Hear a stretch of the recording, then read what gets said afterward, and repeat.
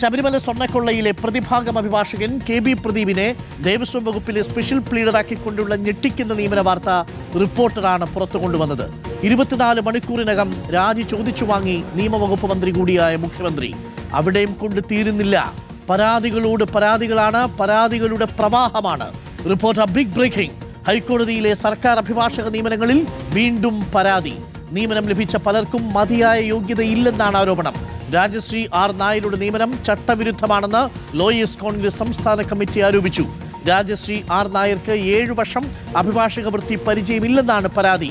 അതിനിടെ ബി.ജെ.പിയുടെ അഭിഭാഷക സംഘടനാ നേതാവ് അമൽ ദർശനെ നിയമിക്കാനുള്ള നീക്കത്തിനെതിരെയും വിമർശനമുണ്ട്. റോഷിപാലുണ്ട് കൂടുതൽ വിവരങ്ങളുമായി.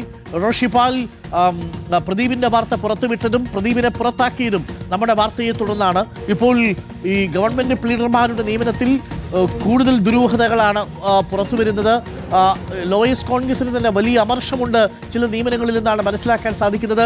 ബി.ജെ.പിയുമായി ബന്ധമുള്ളവരെ, CP-യുടെ ലോക്കൽ കമ്മിറ്റി അംഗത്തെ, സ്വർണ്ണക്കേസിലെ പ്രതിയുടെ അഭിഭാഷകനെ ഒക്കെ ഈ പ്ലീഡർമാരായിട്ട് നിയമിച്ചവരുടെ പട്ടികയിലുണ്ട് എന്നുള്ളത് നമ്മളെ അത്ഭുതപ്പെടുത്തുന്നതാണ്. ഇപ്പോൾ രാജശ്രീ നായരുടെ കാര്യത്തിലടക്കം വലിയ രീതിയിലുള്ള അഭിപ്രായ വ്യത്യാസമുണ്ടെന്നാണോ നമ്മൾ മനസ്സിലാക്കുന്നത്? ഏതൊക്കെയാണ് പ്രധാനമായും വീഴ്ചകളായി ലോയേഴ്സ് കോൺഗ്രസ് ചൂണ്ടിക്കാണിക്കുന്നത്? അരുൺകുമാർ, ഹൈക്കോടതിയിലെ സർക്കാർ അഭിഭാഷക നിയമനത്തിൽ കോൺഗ്രസ് ലോയേഴ്സ് സംഘടനയായ ലോയേഴ്സ് കോൺഗ്രസ് പരാതി KPC നേതൃത്വത്തിന് നൽകിയപ്പോൾ തന്നെ അതിൽ കൃത്യമായി ചൂണ്ടിക്കാട്ടുന്നുണ്ട് ഇതിൽ വ്യക്തി താല്പര്യം, ബാഹ്യ താല്പര്യമൊക്കെ ഈ നിയമനത്തിന് ഘടകമായിട്ടുണ്ടെന്ന്. അതിൽ ചൂണ്ടിക്കാട്ടുന്ന പ്രധാനപ്പെട്ട പേരുകളിൽ ഒന്ന് രാജശ്രീ ആർ നായരുടെ നിയമനമാണ്. ദേശീയ കമ്പനി ലോ ട്രിബ്യൂണലിൽ കൊച്ചി ബെഞ്ചിൽ റിസർച്ച് അസോസിയേറ്റായി 5 വർഷക്കാലം ഇവർ അവിടെ ജോലി ചെയ്തു. അത് 2020 മുതലാണ്. 2020 മുതൽ 2025 വരെ അങ്ങനെ ജോലി ചെയ്തയാൾക്ക് 7 വർഷം തുടർച്ചയായ പ്രവൃത്തി പരിചയമില്ല അഭിഭാഷക വൃത്തിയിൽ എന്നതാണ് പ്രധാനപ്പെട്ട പരാതി.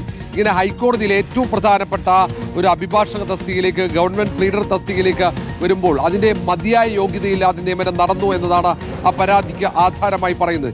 7 വർഷം അഭിഭാഷക വൃത്തി പരിചയ സമ്പത്ത് ഉണ്ടാകണം ഹൈക്കോടതിയിൽ ഗവൺമെന്റ് പ്ലീഡർ ആകണമെങ്കിൽ. രാജശ്രീ ആർ നായർക്ക് അങ്ങനെ പരിചയ സമ്പത്തില്ലെന്ന് ചൂണ്ടിക്കാട്ടുന്നു. അതേപോലെ തന്നെയാണ് ഹൈക്കോടതിയിലേക്ക് ബി.ജെ.പിയുടെ അഭിഭാഷക സംഘടനയായ അതിൽ നിയമിക്കാൻ വേണ്ടി അതിൽ അഭിഭാഷക പരിഷത്തിന്റെ നേതാവ് അമൽ ദർശനെ നിയമിക്കാനുള്ള നീക്കം ആദ്യഘട്ടത്തിൽ ക്യാബിനറ്റിലെത്തിയ പട്ടികയിൽ അമൽ ദർശന്റെ പേരുണ്ടായിരുന്നു എന്നാണ് ലോയേഴ്സ് കോൺഗ്രസ് നേതൃത്വം പറയുന്നത്. അത് തടയണം എന്ന ആവശ്യം അവർ സർക്കാരിനോട് മുന്നിലേക്ക് എത്തിക്കുന്നു.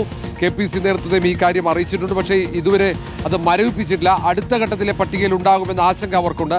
ബി.ജെ.പിയുടെ അഭിഭാഷക സംഘടനാ നേതാവിനെ ഒരു കാരണവശാലും ഹൈക്കോടതിയിൽ സർക്കാർ അഭിഭാഷകനായി നിയമിക്കാൻ പാടില്ല എന്ന ഒരു ആവശ്യമാണ് മുന്നോട്ട് വെക്കുന്നത്. നിലവിൽ കസ്റ്റംസിന്റെ സ്റ്റാൻഡിംഗ് കൗൺസിലാണ് അമൽ ദർശൻ എന്നതാണ് ഒരു പ്രധാനപ്പെട്ട പ്രത്യേകത.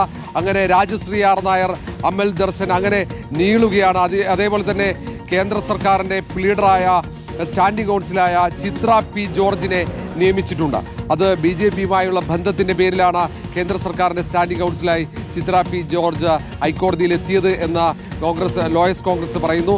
അങ്ങനെയുള്ള ചിത്ര P. ജോർജിനെ ഇപ്പോൾ കോൺഗ്രസ് സർക്കാർ, UDF സർക്കാർ അഭിഭാഷകയായി ഹൈക്കോടതിയിൽ നിയമിച്ചിരിക്കുകയാണ് എന്ന മറ്റൊരു പരാതി കൂടി നേരത്തെ നമ്മൾ കണ്ടതാണ്. കോൺഗ്രസിന്റെ യുവ നേതാക്കളടക്കം സാമൂഹ്യ മാധ്യമത്തിൽ അഭിഭാഷക നിയമത്തെ ചോദ്യം ചെയ്തുകൊണ്ട് രംഗത്തെത്തുന്ന പശ്ചാത്തലം. അതിന്റെയൊക്കെ കാരണമായി അവർ ചൂണ്ടിക്കാട്ടുന്നത് കോൺഗ്രസിന്റെ അഭിഭാഷകരെ, UDFന്റെ അഭിഭാഷകരെ നിയമിക്കാതെ മറ്റ് രാഷ്ട്രീയ പ്രസ്ഥാനങ്ങളിൽ വിശ്വസിക്കുന്ന അഭിഭാഷകരെ, പരിചയ സമ്പത്തില്ലാത്ത അഭിഭാഷകരെയൊക്കെ ഹൈക്കോടതിയിൽ നിയമിക്കുന്നു എന്ന പരാതിയാണ്.